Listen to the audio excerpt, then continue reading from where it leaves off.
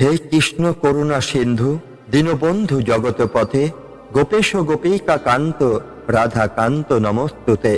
ওং শ্রী নম ভগবতে বাসুদেবাই নম। জয় শ্রীকৃষ্ণ, রাধে রাধে। শ্রোতাবৃন্দ, ভগবত গীতা পাঠ আমাদের জীবনের অমূল্য সম্পদ। কারণ গীতা কেবল একটি ধর্মগ্রন্থই নয়, এটি জীবনের প্রতিটি বাঁকে আমাদের পথ দেখায়, সমস্যার অন্ধকারে আলো জ্বালায়, দুঃখের মুহূর্তে আশ্বাস দেয় এবং সুখের সময় আমাদের সংযম শেখায়। আমরা সবাই জানি প্রতিদিনের ব্যস্ত জীবনে কারোর পক্ষেই হয়তো সম্পূর্ণ অধ্যায় একসাথে শোনা সম্ভবই হয় না, অথচ প্রতিটি শ্লোকই এক একটি মুক্তার মতো, যার ভেতরে অদ্ভুত আলোক রয়েছে। তাই আজকের এই যাত্রা আমরা ছোট ছোট পর্বে ভাগ করেছি, যাতে সহজে মনোযোগ দিয়ে প্রতিটি শ্লোকের ব্যাখ্যা শোনা যায়, বোঝা যায় আর অন্তরে ধারণ করা যায়। আজ আমরা প্রবেশ করব অষ্টম অধ্যায় অক্ষর ব্রহ্মযোগে। এই অধ্যায়ের প্রতিটি বাণী যেন আমাদের মনে করিয়ে দেয়, জীবন ক্ষণস্থায়ী কিন্তু আত্মা চিরন্তন। দেহ মরে যায় কিন্তু চেতনা কখনো মরে না। আমরা প্রতিদিন নানা সমস্যায় ডুবে থাকি, অর্থের চিন্তা, পরিবারের চাপ, ভবিষ্যতের দুশ্চিন্তা। এসবের মাঝে আমরা ভুলে যাই আসল সত্য, ভুলে যাই আমাদের আত্মার প্রকৃত লক্ষ্য, ভগবানের স্মরণ। আজকের এই ভিডিওতে আমরা আলোচনা করব অষ্টম অধ্যায়ের 13 থেকে 16 নম্বর শ্লোক। 13 নম্বর শ্লোকে কৃষ্ণ বললেন, যে ব্যক্তি মৃত্যুকালে ওং ধ্বনি উচ্চারণ করে এবং ভগবানের স্মরণ করে, সে পায় পরম গতি। এ যেন এক চাবিকাঠি, জীবনের শেষ মুহূর্তে মুক্তির দরজা। 14 নম্বর শ্লোকে কৃষ্ণ বোঝালেন যে সর্বদা অনন্য চিত্তে তাকে স্মরণ করে, তার কাছে ভগবান সহজলভ্য, অর্থাৎ ভক্তি, সরলতা ও একাগ্রতাই ভগবানকে পাওয়ার পথ। 15 নম্বর শ্লোকে তিনি শোনালেন মুক্তির বার্তা, যে ভক্ত কৃষ্ণকে পায় তাকে আর ফিরে আসতে হয় না জন্ম মৃত্যুর এই দুঃখালয়ে। আর 16 নম্বর শ্লোকে কৃষ্ণ অর্জুনকে জানালেন, ব্রহ্মলোক পর্যন্ত পৌঁছালেও আবার ফিরে আসতে হয় সংসারের ঘূর্ণিতে, কিন্তু যে কৃষ্ণকে লাভ করে সে চিরতরে মুক্ত হয় পুনর্জন্ম থেকে। এখন ভাবুন, এই শিক্ষা শুধু মহাভারতের যুদ্ধক্ষেত্রের জন্যই নয়, আজও এটি সমানভাবে সত্য। আমরা প্রতিদিন প্রতিযোগিতায়, দৌড়ঝাঁপে, চিন্তা আর অস্থিরতায় জড়িয়ে আছি, কিন্তু কৃষ্ণ আমাদের মনে করিয়ে দিচ্ছেন এই সব কিছুর ঊর্ধ্বে আছে এক শাশ্বত সত্য। দেহের ক্ষয় আছে, জীবনের অনিশ্চয়তা আছে, কিন্তু ভক্তির দ্বারা আত্মা পেতে পারে মুক্তি। আজকের পর্বে আমরা ধাপে ধাপে বিশ্লেষণ করব কিভাবে এই 4টি শ্লোক আমাদের জীবন পরিবর্তন করতে পারে, কিভাবে মহাভারতের ঘটনায় এই সত্যগুলি প্রতিফলিত হয়েছে, আর কিভাবে আজকের যুগেও এটি সমান প্রাসঙ্গিক। তাহলে আসুন আর দেরি না করে ডুবে যাই কৃষ্ণের অমৃত বাণীতে। শুনে নিই গীতার অষ্টম অধ্যায়ের 13 থেকে 16 নম্বর শ্লোকের গভীর ব্যাখ্যা। গীতার অষ্টম অধ্যায়ের 13 নম্বর শ্লোকটি হল, ওং ইত্যকাক্ষরং ব্রহ্ম বহন্ন মানুষরণ য প্রয়াতি তজ্জন দেহংস জাতি পরমাং গতিম। শ্রীকৃষ্ণ অর্জুনকে এই শ্লোকে বলছেন, যে ব্যক্তি মৃত্যুকালে ওং এই এক অক্ষরের ব্রহ্মকে উচ্চারণ করে এবং একসাথে আমাকেই স্মরণ করে, সেই ব্যক্তি শরীর ত্যাগ করে সর্বোচ্চ গতি অর্থাৎ মুক্তি লাভ করে। এখানে মূল শিক্ষা হলো, ওং শুধু একটি শব্দই নয়, এটি পরম ব্রহ্মের প্রতীক। মৃত্যু শেষ মুহূর্তে যেমন স্মরণ করব, তেমনি হবে আমাদের যাত্রাপথ। তাই জীবনের প্রতিটি দিনই আমাদের প্রস্তুতি। ওং শব্দটি মহাবিশ্বের আদি স্পন্দন। কৃষ্ণ বোঝালেন, মানুষ যদি ওং উচ্চারণ করে আত্মস্থ হয়, তবে সে সমস্ত ভয় থেকে মুক্তি পাবে। আজকের মানুষ সবকিছুর মধ্যে উদ্বেগে ভোগে, ধ্যান বা প্রার্থনায়। ওং উচ্চারণ মনকে শান্ত করে, যা আধুনিক জীবনে একান্ত প্রয়োজন। কৃষ্ণ বলেছিলেন, মৃত্যুকালে যার মনে যেমন ভাব তার পরিণতি তেমনই হয়। তাই জীবদ্দশায় পবিত্র চিন্তায় অভ্যস্ত হতে হবে। আজকের মানুষ ভোগ, প্রতিযোগিতা, হিংসায় ভরা মন নিয়ে চলে। যদি এখন থেকে শুদ্ধ চিন্তা না করি, শেষ মুহূর্তে শান্তি মিলবে না। অর্জুনকে বোঝাতে কৃষ্ণ বলেছিলেন, আমাকে স্মরণ করো, তাহলেই মুক্তি। আজকের ব্যস্ত জীবনে মানুষ ভগবানকে ভুলে গিয়েছে, অথচ দিনে মাত্র কয়েক মিনিট কৃষ্ণ স্মরণ করলে মন হালকা হয়, কষ্ট কমে। এই শ্লোক মনে করিয়ে দেয়, দেহ মরবে কিন্তু আত্মা অমর। আধুনিক যুগে মানুষ দেহ, সাজসজ্জা, বাইরের সাফল্যে ডুবে থাকে, অথচ আত্মার জ্ঞান ভুলে যায়। গীতার এই শিক্ষা আমাদের স্মরণ করায় প্রকৃত সত্তা হলো আত্মা। ওং উচ্চারণ আসলে শ্বাস প্রশ্বাস নিয়ন্ত্রণ। আজকের বিজ্ঞানও বলে নিয়মিত ওঙ্কার ধ্যান করলে মানসিক চাপ, রক্তচাপ কমে। কৃষ্ণ যে জ্ঞান দিয়েছিলেন তা আজ মেডিকেল বিজ্ঞানেও প্রমাণিত। কৃষ্ণ পরিষ্কার বললেন, শুধুই ওং বলাই যথেষ্ট নয়, আমাকেও স্মরণ করতে হবে। অর্থাৎ কেবল শব্দ নয়, হৃদয়ের ভক্তি জরুরি। আজকের যুগে মানুষ মন্ত্র বলে কিন্তু ভক্তিহীন। এই শ্লোক মনে করিয়ে দেয়, ভক্তি ছাড়া কিছুই সম্পূর্ণ হয় না। অর্জুনের ভয় ছিল মৃত্যু হলে কি হবে। কৃষ্ণ বললেন, আমাকে স্মরণ করো, পরম গতি পাবে। আজও মৃত্যু ভয় মানুষের সবচেয়ে বড় শত্রু, কিন্তু যারা গীতা পাঠ করে তারা মৃত্যুকে ভয় নয়, নতুন যাত্রা মনে করে। ভীষ্ম যখন সরসজ্জায় শায়িত, তখন সূর্য উত্তরায়ণ না হওয়া পর্যন্ত তিনি দেহ ত্যাগ করলেন না। শেষ মুহূর্তে ভগবানকে স্মরণ করে প্রাণ ত্যাগ করলেন। এখানেই কৃষ্ণের শিক্ষার প্রমাণ। মৃত্যুর সময় সঠিক স্মরণই মুক্তি দেয়। বর্তমানে মুক্তির পথ তৈরি হয়। কৃষ্ণ শেখালেন, মৃত্যু নয়, জীবনের প্রতিদিনই প্রস্তুতি। আজকে যুব সমাজ ভাবে বুড়ো হলে ভগবানকে স্মরণ করব, কিন্তু শেষ মুহূর্ত কখন আসবে তা কেউ জানে না। তাই এখন থেকে শুদ্ধ চিন্তা, ভক্তি ও ধ্যান শুরু করা উচিত। ওং শব্দ মানুষকে বস্তু তত্ত্ব থেকে আত্মতত্ত্বে নিয়ে যায়। আজকের যুগে যেখানে সবাই শুধু বস্তু নিয়ে ব্যস্ত, সেখানে গীতার শিক্ষা মনে করিয়ে দেয় চূড়ান্ত লক্ষ্য হলো আধ্যাত্মিক শান্তি। মহাভারতে অর্জুন যুদ্ধক্ষেত্রে দ্বিধায় পড়েছিল। মৃত্যু, পাপ, সংসার, কর্তব্য সব নিয়ে তার মনে ভয়। তখনই কৃষ্ণ এই শিক্ষা দিলেন যে মৃত্যুই শেষ নয়, মৃত্যু হলো নতুন সূচনা। আজকের মানুষও প্রতিদিন ছোটখাটো মৃত্যু পার করে, ব্যর্থতা, কষ্ট, ভয়। যদি এই সময় আমরা কৃষ্ণকে স্মরণ করি এবং উচ্চারণে মন স্থির করি, তবে আমরা ভয়কে জয় করতে পারব, দুঃখের মধ্যে শান্তি খুঁজে পাব। এই কারণেই গীতা শুধু মহাভারতের যুদ্ধক্ষেত্রে শিক্ষা নয়, এটি আজকের জীবনের যুদ্ধক্ষেত্র, আমাদের সবচেয়ে বড় অস্ত্র। গীতার ৮ম অধ্যায়ের ১৪ নম্বর শ্লোকে ভগবান কৃষ্ণ অর্জুনকে বললেন, অনন্যচেতা সততং যো মাং সরতি নিত্যশ তস্যাহং সুলভ পার্থ নিত্যযুক্তস্য যোগিন। হে পার্থ, যে ব্যক্তি অনন্য চেতায় সর্বদা আমাকেই স্মরণ করে, যে সর্বক্ষণ ভক্তি ও যোগে যুক্ত থাকে, আমি তার কাছে সহজলভ্য হয়ে উঠি। এখানে কৃষ্ণ স্পষ্ট বলছেন, ভক্তি শুধু মাঝে মাঝে নয়, জীবনের প্রতিটি মুহূর্তে যদি ভগবানকে স্মরণ করা যায় তবে ঈশ্বরকে পাওয়া কঠিন নয়। অনন্য চেতা মানে একনিষ্ঠ মন। কৃষ্ণ বোঝাচ্ছেন, যিনি মনকে বিভক্ত করেন না, যিনি ভগবানকেই জীবনের কেন্দ্র করেন, তার কাছে ঈশ্বর সহজেই আসেন।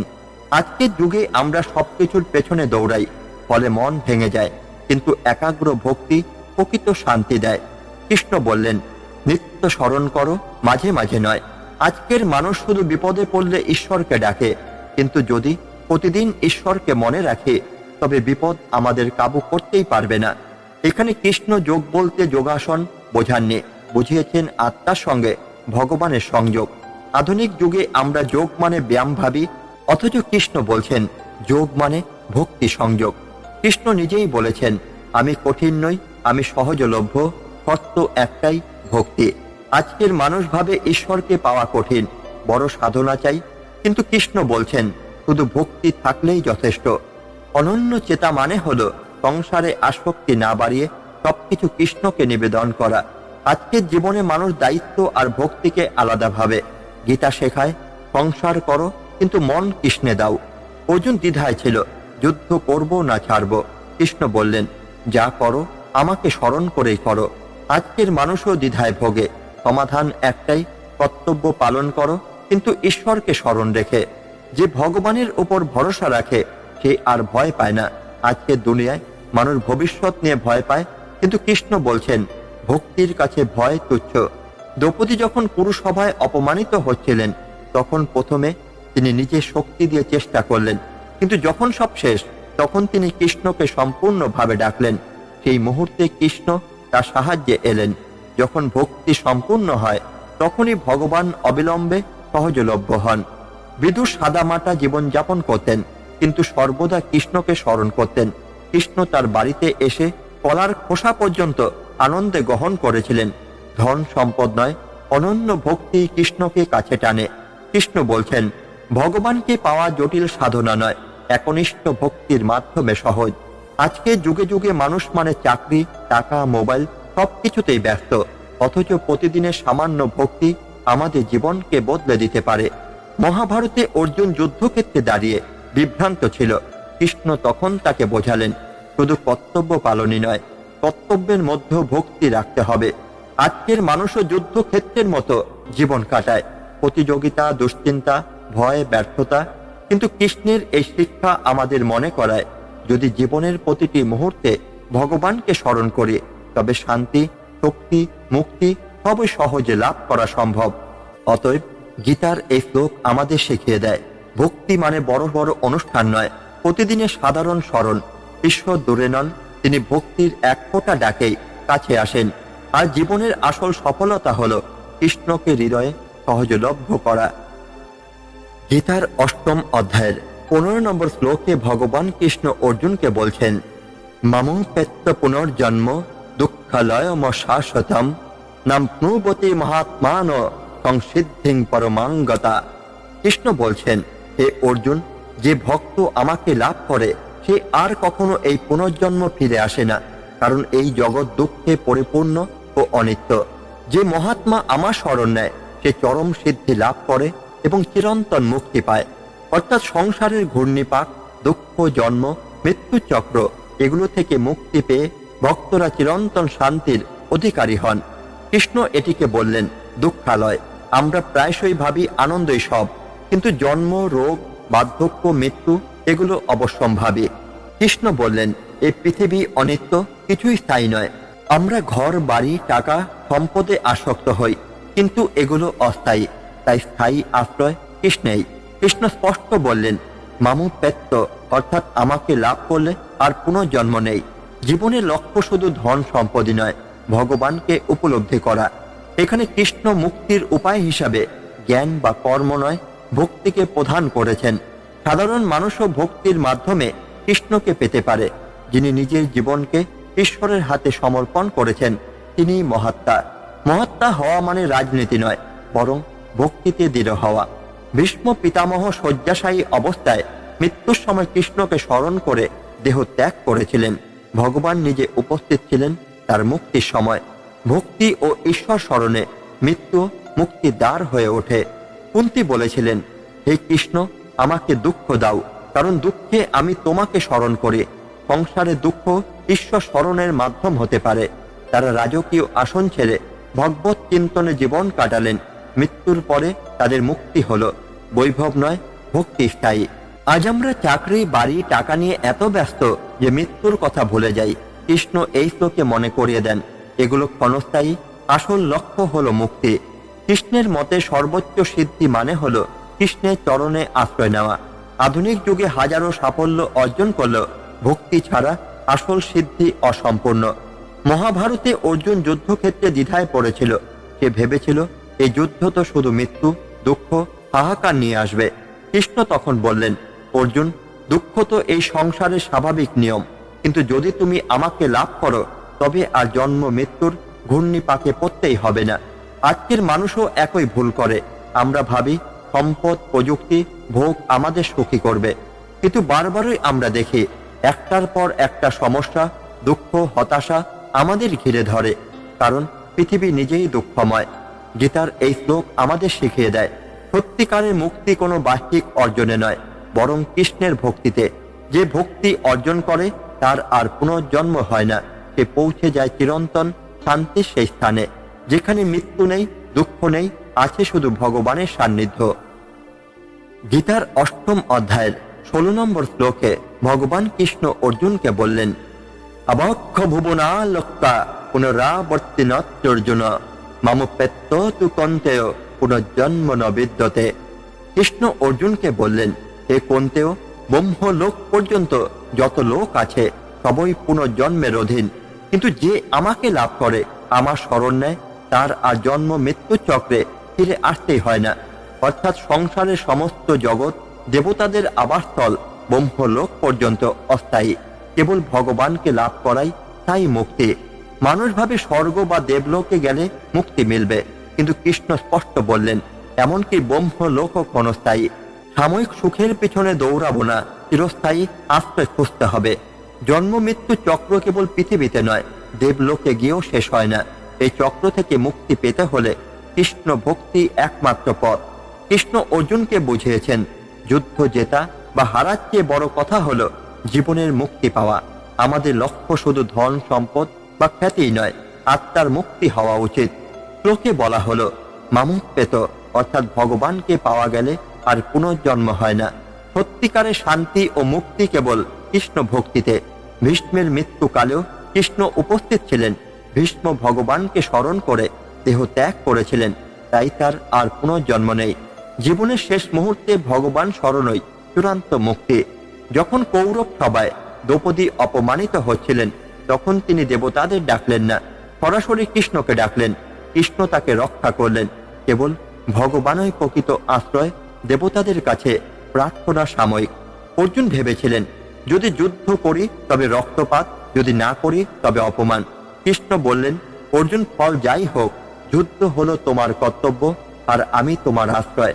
ভগবানের আশ্রয় নিলে মানুষ কর্তব্য পথে অটল থাকতে পারে। আজ আমরা বাড়ি গাড়ি চাকরি নাম যশের পেছনে ছুটে, এগুলোই আমাদের স্বর্গ বলে মনে হয়, কিন্তু সবই ক্ষণস্থায়ী। ভোগ নয়, ভক্তি আসল মুক্তির পথ। জ্ঞান বা কর্ম মানুষকে সাময়িক শান্তি দিতে পারে, কিন্তু ভক্তি ছাড়া চূড়ান্ত মুক্তি নেই। আজকের যুগে প্রযুক্তি, বিজ্ঞান, চাকরি আমাদের অনেক কিছু দেয়, কিন্তু শান্তি দেয় না। ভক্তি শান্তি দেয়। ব্রহ্মলোক পর্যন্ত যদি ক্ষণস্থায়ী হয়, তবে মানুষের কষ্টের আসল মুক্তি হলো কৃষ্ণ ভক্তি। কেবল ভক্তি মৃত্যুর পরে পুনর্জন্ম রোধ করে। মহাভারতে অর্জুন দ্বিধায় ভুগেছিলেন। তিনি ভেবেছিলেন এই যুদ্ধের পরে তো অনন্ত দুঃখ আসবে। কৃষ্ণ তখন বললেন, অর্জুন, দুঃখ ও সুখ দুটোই এই জগতের স্বাভাবিক নিয়ম, এমনকি ব্রহ্মলোকও সাময়িক।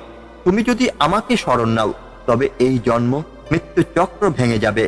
আজকের মানুষও সেই অর্জুনের মতোই টাকার পেছনে দৌড়ায়, ক্ষমতা চায়, স্বর্গীয় ভোগের স্বপ্ন দেখে। কিন্তু কৃষ্ণের শিক্ষা স্পষ্ট, সুখ দুঃখ ধন সম্পদ স্বর্গীয় ভোগ সবই অস্থায়ী। তাই হলো কৃষ্ণের স্মরণ, কৃষ্ণের ভক্তি। যে ভক্ত ভগবানের চরণে নিজেকে সমর্পণ করে, সে আর কোনো জন্মে ফেরে না, সে চিরন্তন মুক্তি লাভ করে। শ্রোতাবৃন্দ, আজকের এই পাঠ শেষ করতে করতে একটা গভীর উপলব্ধি আমাদের সামনে পরিষ্কার হয়ে আসে। ভগবান শ্রীকৃষ্ণ অষ্টম অধ্যায়ে যে বাণী দিলেন, তা শুধু অর্জুনের জন্য নয়, আমাদের প্রত্যেকের জীবনের জন্য অমূল্য দিশারি। তিনি বোঝালেন শেষ মুহূর্তে স্মরণটাই নির্ধারণ করে আমাদের গতি। যদি ভগবানের নাম জপ করি, তবে মুক্তির দ্বার খুলে যায়। যিনি একাগ্র চিত্তে কৃষ্ণকে স্মরণ করেন, তার কাছে ভগবান সহজলভ্য হয়ে ওঠেন। সংসারের এই দুঃখময় ঘূর্ণি থেকে মুক্তির একমাত্র পথ হলো কৃষ্ণের স্মরণ। এমনকি ব্রহ্মলোক পর্যন্ত গিয়েও মুক্তি নেই, কৃষ্ণ স্মরণই হলো সত্য মুক্তির পথ। মহাভারতের যুদ্ধক্ষেত্রে অর্জুন যখন দ্বিধায় ভুগছিলেন, কৃষ্ণ তাকে এই অমৃত বাণী দিয়ে বুঝিয়েছিলেন জীবনের মূল লক্ষ্য যুদ্ধ জয় নয়, রাজ্য লাভ নয়, বরং আত্মাকে পরম সত্যের সাথে যুক্ত করা। আজও আমাদের জীবনে একই শিক্ষা প্রযোজ্য। আমরা যতই অর্থ, নাম, খ্যাতি, পদ, প্রভাব অর্জন করি না কেন, শেষ মুহূর্তে যদি অন্ত শূন্য থাকে, ভগবানের নাম না থাকে, তবে সেই সমস্ত সাফল্য অর্থহীন। আবার এক সাধারণ মানুষ, যার মনে শুধু কৃষ্ণের প্রতি ভক্তি আছে, যিনি জীবনের প্রতিটি কাজে ভগবানের নাম স্মরণ করেন, তিনি লাভ করেন মুক্তির সর্বোচ্চ স্থান। তাই প্রিয় শ্রোতাবৃন্দ, আজকের এই পাঠ থেকে আমরা শিখি প্রতিদিনের ব্যস্ত জীবনে একটু সময় বের করে কৃষ্ণের নাম জপ করতে হবে। প্রতিদিন মনে রাখতে হবে এই জীবন ক্ষণস্থায়ী, কিন্তু আত্মা চিরন্তন। মৃত্যু ভয়কে অতিক্রম করার একমাত্র উপায় হলো ভগবান স্মরণ। সত্য মুক্তি তখনই যখন আত্মা সংসারের দুঃখালয় থেকে মুক্ত হয়ে কৃষ্ণের সান্নিধ্য লাভ করে। শেষে একটাই কথা, ভগবদ গীতা পাঠ শুধু শোনার জন্য নয়, জীবনে প্রয়োগ করার জন্য। যতবারই আমরা কৃষ্ণের বাণী স্মরণ করব, ততবারই আমাদের পথ আলোকিত হবে। আসুন আজকের এই শ্লোকগুলোকে অন্তরে ধারণ করি, ভগবানের স্মরণে জীবনকে সমর্পণ করি। শেষ মুহূর্তে শুধু একটাই নাম যেন আমাদের ঠোঁটে থাকে, হে কৃষ্ণ।